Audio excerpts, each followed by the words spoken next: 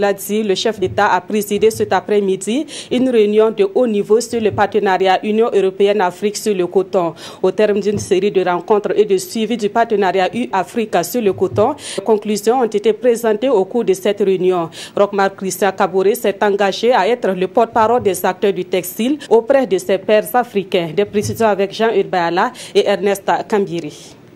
Le coton, c'est près de 10 millions de personnes qui en dépendent sur le continent africain. Aujourd'hui, à la croisée des chemins, les acteurs de la filière se sont retrouvés ici à Ouagadougou pour promouvoir le coton textile habillement à la faveur d'une série de rencontres d'orientation et de suivi du partenariat Union européenne-Afrique plus de 10 ans après.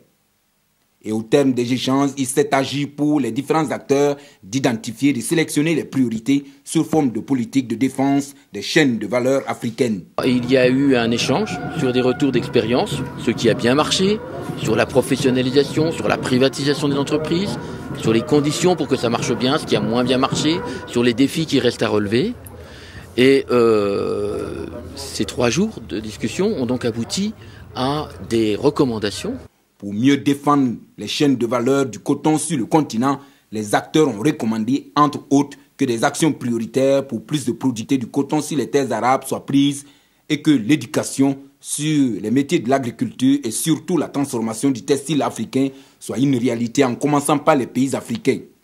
Venez revigorer les acteurs de la filière à ce rendez-vous de Ouagadougou consacré aux perspectives. Roch-Marc Christian Kaboré est revenu sur les réformes opérées dans le secteur, saluer les efforts et le dynamisme des braves cotonculteurs africains avant de donner sa vision pour plus de compétitivité du coton africain.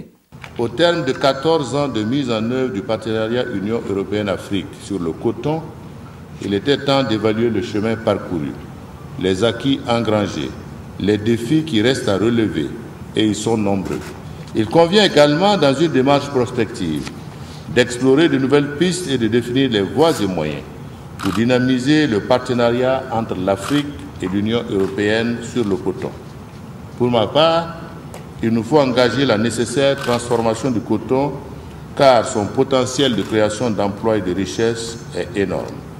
À cet effet, il convient de renforcer les institutions réglementaires et organisationnelles afin de faciliter une plus grande participation des organisations du secteur privé et des producteurs dans la chaîne de valeur du coton. Coordonner et motiver les différents acteurs pour financer les grandes exploitations cotonnières, mécaniser les usines d'égrainage, tout en ayant en vue l'appui nécessaire à la recherche et à la vulgarisation cotonnière. Pour y arriver, le chef de l'État appelle à plus d'efforts concertés, faire l'analyse et la hiérarchisation des défis et des opportunités à même de faire du coton une culture stratégique majeure pour atteindre les objectifs de développement économique et social des États africains. Roch-Marc Christian Kaboré s'est engagé à être le porte-parole de cette rencontre auprès de ses pairs africains pour une meilleure promotion et protection du coton africain.